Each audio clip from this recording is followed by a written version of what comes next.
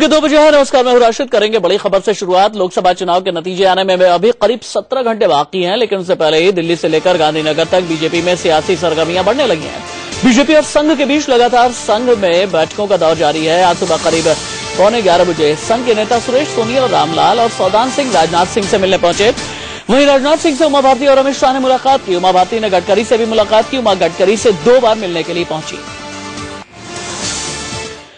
तस्वीरें हम आपको दिखाते हैं कि किस तरह से बीजेपी और संघ के बीच बैठकों का दौर जारी है। बीजेपी की चुनाव बाद रणनीति पर चर्चा करने वाली बैठकों के तहत पार्टी अध्यक्ष राजनाथ सिंह ने आज आरएसएस नेता सुरेश सोनी से मुलाकात की। सूत्रों के हवाले से खबर यह है कि पार्टी अपनी संभावित सरकार के मद्देनजर अपने संगठन में भारी बदलाव पर विचार कर रही है।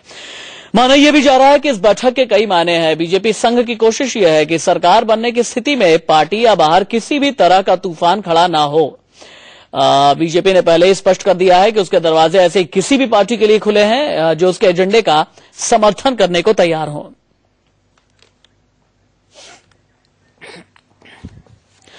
इस बैठक में संघ नेताओं ने राजनाथ सिंह को कन्वे क्या किया है, ये आप देखिए। संघ नेताओं की राजनाथ के साथ जो बैठक हुई है उसमें संभावित मोदी सरकार का प्रारूप किस तरह का होना चाहिए, उसका किस तरह का खाका होगा, किस राज्य से मंत्री बनाया जाए, इस पर भी चर्चा होगी। राज्यों का प्रतिनिधित्व हिस्सेदारी किस तरह की होगी, मंत्री पद को लेकर के जातिगत समीकरणों पर भी ध्यान रखा जाए, ये सब कुछ कन्वे किया गया है। तस्वीरें हम आपको दिखा रहे हैं, मुलाकात के बाद की तस्वीरें दिखा रहे हैं। राजनाथ सिंह बीजेपी के राष्ट्रीय अध्यक्ष आपको नजर आ रहे हैं। आज ही राजनाथ सिंह की बीजेपी के नेताओं से मुलाकात हुई है। सुरेश सोनी के साथ मुलाकात हुई है, उनकी वी सतीश के साथ में हुई है, सौदान सिंह के साथ में मुलाकात हुई है, रामलाल के साथ में मुलाकात हुई है और संघ नेताओं ने राजनाथ सिंह को कई बातें कन्वे की हैं। उसमें यह कहा गया है कि असल में संघ का कंसर्न संभावित मोदी सरकार से क्या कुछ है। इंडिया न्यूज संवाददाता यतेंद्र शर्मा मेरे साथ फोन लाइन पर मौजूद है। यतेंद्र शर्मा, मुझे ये बताइए, बीजेपी के खेमे में क्या चल रहा है, बीजेपी और संघ के बीच पक क्या रहा है? यतेंद्र शर्मा से हमारा संपर्क टूट गया है। इस वक्त की बड़ी खबर हम आपको बता रहा है कि और राजनाथ सिंह के घर के बाहर से मेरे सहयोगी नेहा केसरी इस वक्त मौजूद है। नेहा केसरी, मुझे ये बताइए कि संघ के नेताओं राजनाथ सिंह के बीच बैठक में क्या कुछ हुआ, कितनी देर बैठक चली, बीच में अमित शाह पहुंचे, अमित शाह ने क्या बात कन्वे की और संघ की तरफ से बीजेपी को कंसर्न संभावित सरकार को लेकर के क्या कुछ कन्वे किए गए हैं?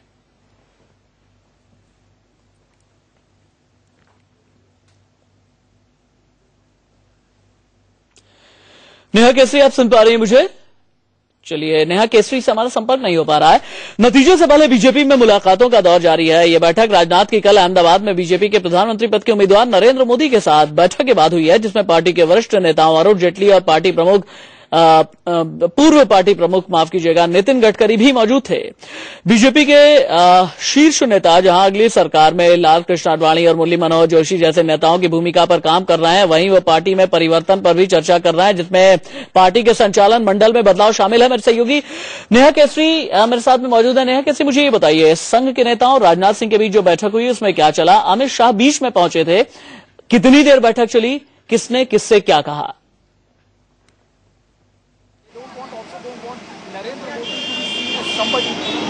करीब 3 से 3.5 घंटे ये बैठक चली राशिद, और उसके बाद बीच में जब बैठक 1 घंटे बीत चुकी थी तब अमित शाह पहुंचे थे। और अभी जब बैठक से गए तो अमित शाह और सुरेश सोनी जो कि आरएसएस के नेता हैं, वो दोनों साथ में एक ही गाड़ी में निकले बैठक से और यहाँ से निकले हैं। अब यहाँ से वो कहाँ गए हैं ये सवाल है, क्योंकि उन्होंने मीडिया से कोई बात नहीं की है। जैसे कि हमारे सूत्र बता रहे हैं, बैठक के अंदर कई तरह की बातें हुई। हर नेता जो कि अपने प्रदेश से फीडबैक लेकर आया था पार्टी को लेकर, पार्टी कल क्योंकि बहुत कम ही घंटे बाकी रह गए हैं अब मतदान के रिजल्ट आने को, उस पर चर्चा हो रही थी कि उनके इलाके के फीडबैक क्या है। वो उन्होंने अपने प्रदेशों में बात की और वहां पे क्या फीडबैक्स मिले हैं, बीजेपी को लेकर कितने चांसेस है, क्या जीत की चांसेस है। ये भी कहा गया कि आप बहुत ज्यादा अति आत्मविश्वासी ना हो, खुशी मनाए, लेकिन 2004 में भी आपने खुशी मनाई थी तो थोड़ा एक लिमिट में मनाए।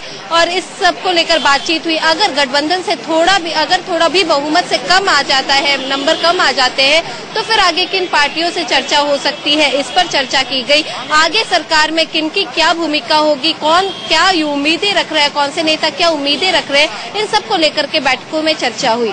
राशिद, ठीक है नेहा केसरी, आप रहिए मेरे साथ में। नेहा केसरी मैंने एक बड़ी खबर दी है, एक ब्रेकिंग न्यूज दी है नेहा केसरी ने, वो ये कि संघ की तरफ से बीजेपी नेताओं को ये कन्वे कर दिया गया है कि आप एग्जिट पोल के नतीजे आने के बाद आप अति आत्मविश्वास के शिकार मत हो जाइए, जश्न मनाइए, लेकिन उसमें अति आत्मविश्वास नहीं होना चाहिए, अति उत्साह का शिकार मत हो जाइए। 2004 को भी याद कीजिए, इसी तरह से एग्जिट पोल के नतीजे बता रहे थे। यानी संघ ने ताकीद की है कि अति उत्साह का, अति आत्मविश्वास का शिकार भारतीय जनता पार्टी ना हो। यतीन्द्र शर्मा मेरे साथ में मौजूद हैं जो ये बताएंगे कि संघ के मन में क्या चल रहा है।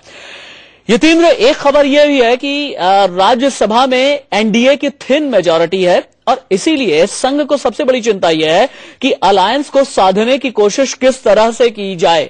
इस बात में कितनी सच्चाई है? राशिद, अपना सवाल दोहराएंगे?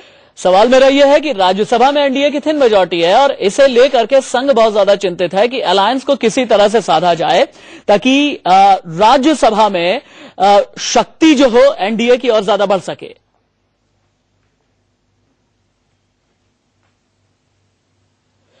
चलिए, यतीन्द्र शर्मा से हमारा संपर्क टूट गया है। नेहा केसरी मेरे साथ में मौजूद है। नेहा, भी कुछ देर पहले आपने ये बताया कि संघ ने साफ तौर पर बीजेपी को ये कह दिया है कि आप लोग अति उत्साह के शिकार ना बने। इसके जरिए इशारा क्या है?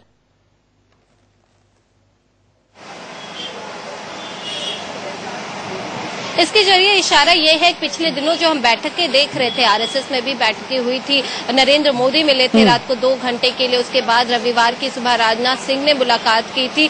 तो उस वक्त भी यही बातें आ रही थी कि आरएसएस को जो फीडबैक मिल रहे हैं पूरे देश से, वो फीडबैक इतने अच्छे नहीं है जितने की एग्जिट पोल दिखाए जा रहे हैं।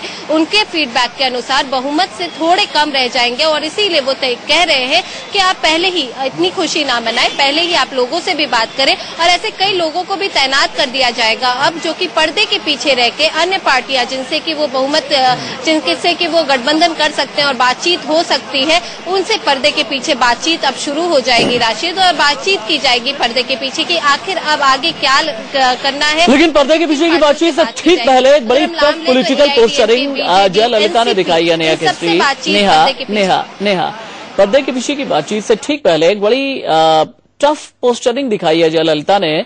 मलय स्वामी, जिन्होंने कल मोदी की तारीफ की थी, उन मलय स्वामी को जयललिता ने पार्टी से बाहर निकाल दिया है। जयललिता से एनडीए बहुत ज्यादा उम्मीद पाले हुए बैठे हैं। इस खबर के बाद बीजेपी खेमे में हलचल क्या है?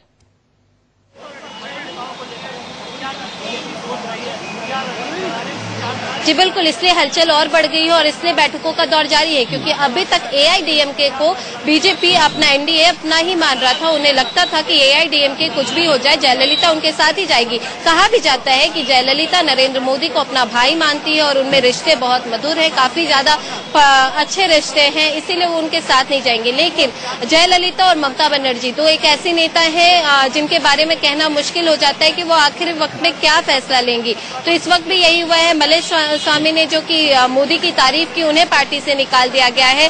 अब पर्दे के पीछे बातचीत की जा रही है।